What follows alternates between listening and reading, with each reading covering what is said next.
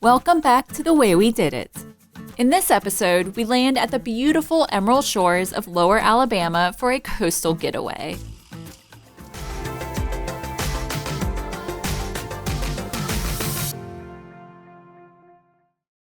After spending a month visiting family in Georgia, we weren't quite ready to head back home to Colorado, so we took a slight detour to Gulf Shores, Alabama for a little coastal vacation, where we explored a 19th century fort, found the best donut croissants in town, and of course, dipped our toes in the emerald water.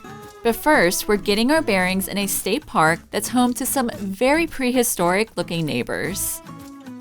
All right, we just rented some e-bikes from the campground, and we're gonna there's a trail that leads directly to the state park. So we're gonna go and do some exploring. There's a gator that we can see. Lefty, her name is Lefty. I think she's missing a right paw, or whatever you call it, for gator.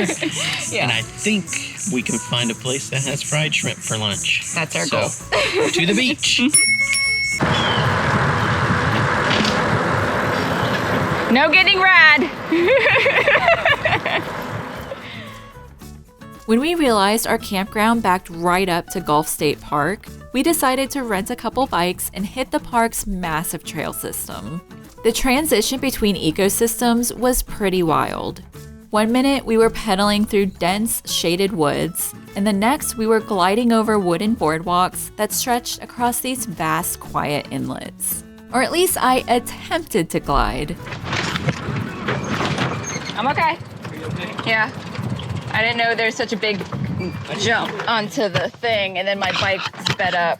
Oh no, are you okay? Whew. You alright? Totally fine. I almost wiped out though. Yeah, you did. Of course I'm recording. Oh no, Stan, that was Everything's fine. After my close call, I was much more careful, mainly because we started passing sign after sign warning us about alligators in the area. Alligator crossing, Dave. Better not cross me. For the first few miles, we were scanning the water like crazy. And sure enough, we got our welcome to Alabama moment. Swimming through the water beyond one of the boardwalks, we spotted our very first alligator of the trip. Our first alligator sighting. It's pretty long. Although you can't see it, he's out there. And we need binoculars to see it, but I like we can match it up. Yes, I can. Oh, can you? There we go. Look at that. He just is swimming along. What do you think, Shan? That's a little close. It's really cool.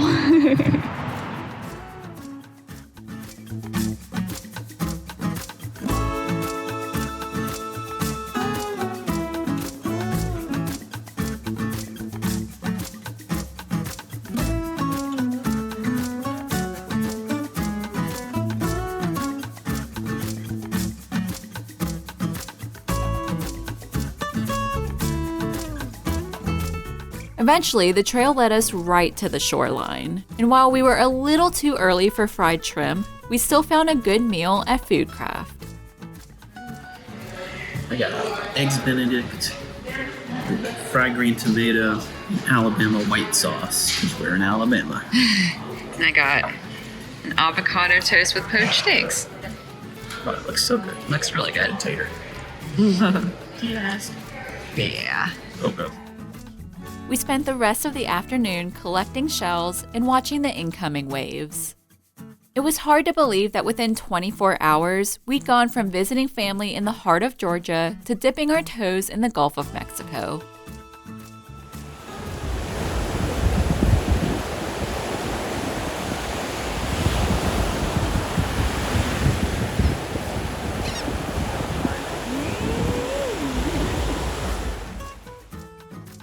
The state park was a great start, but we wanted to find a spot where Hatch could really get his paws sandy, and that required a little scouting mission near a 19th century fort.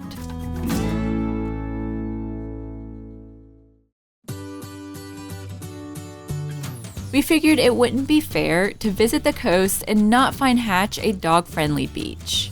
But before heading out, we needed our morning caffeine fix. We grabbed coffee at a little place called Foam, but then spotted Parlor Doughnuts nearby and realized our coffee was looking a little lonely.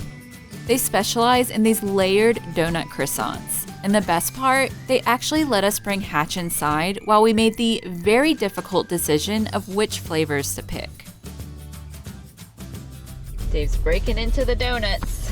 What do you think? They're actually really good. Really good? Shannon was afraid they'd be too sweet. I haven't tried mine yet.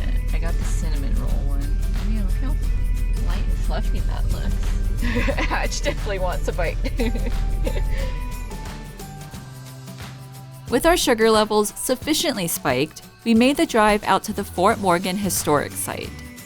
This massive fort was built in the 1800s to defend the bay, and while historic sites like this are usually off limits for pets, Fort Morgan is almost entirely dog-friendly. We spent the afternoon wandering through the old tunnels and batteries, with Hatch leading the way through 19th century history.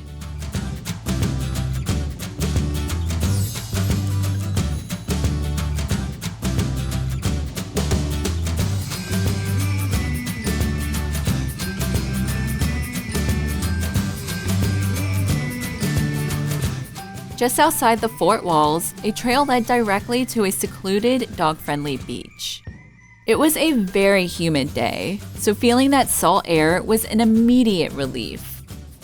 At first, Hatch was, let's say, skeptical of the incoming waves, but eventually he found his sea legs and really started to enjoy the water.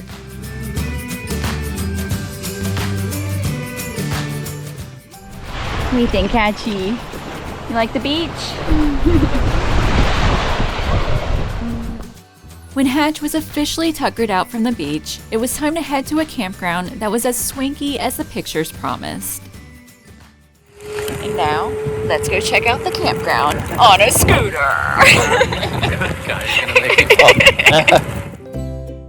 After all that exploring, it was nice to just kick back and enjoy our home for the weekend. We stayed at the Sun Outdoors Orange Beach, and honestly, it was one of the swankiest RV resorts we've pulled into. It felt less like a campground and more like a high-end retreat. And we took full advantage of the amenities. Dave's got his fried shrimp. Oh yeah. The resort was built around a massive lake that turned out to be a total goldmine for our birding life list. We managed to spot two species we'd never seen before, a sleek little blue heron who had completely taken over the dock, and a pair of black-bellied whistling ducks, who honestly looked like they had giant googly eyes glued to their faces. There's also really great nature trails to take Hatch on, although the bugs got a little much at times. What are you doing? It ended up being the perfect mix of luxury and nature, and the best way to recharge our batteries before heading back to Colorado.